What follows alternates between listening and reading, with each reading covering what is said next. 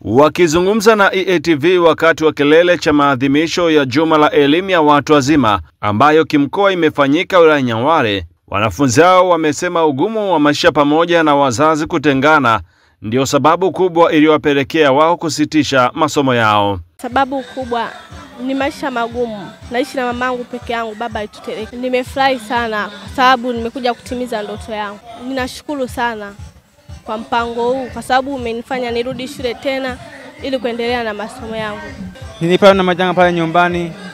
Babu yangu alifariki ambaye alikuwa ananisomesha. Kwa miaka miwili nikapumzika nyumbani. Nashukuru serikali kwa kunipa nafasi nyingine ya kuanza tena shule tena upya.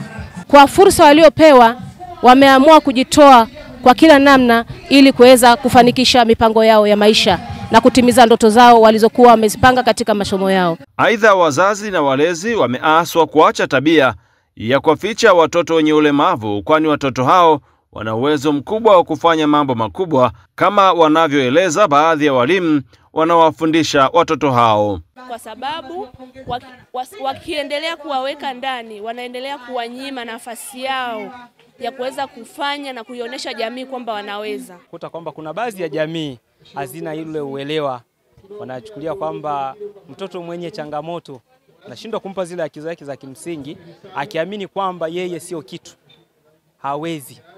Tunajua kwamba hawa watoto wakiwezesha wanaweza. Ona wanavyojifunza kushona, ona wanavyoweza kusoma kwa kutumia braille.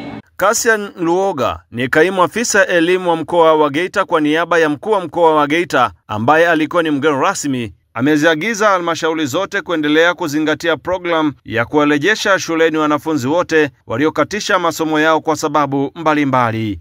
Katika ile program ya mabinti wale kurudi shuleni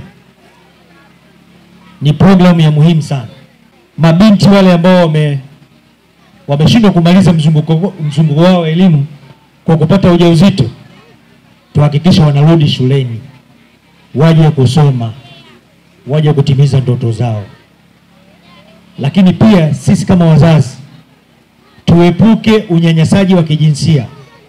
Matatizo yote ambayo wanawapata watoto hawa, mabinti zetu hawa, yanasababishwa na sisi wazazi.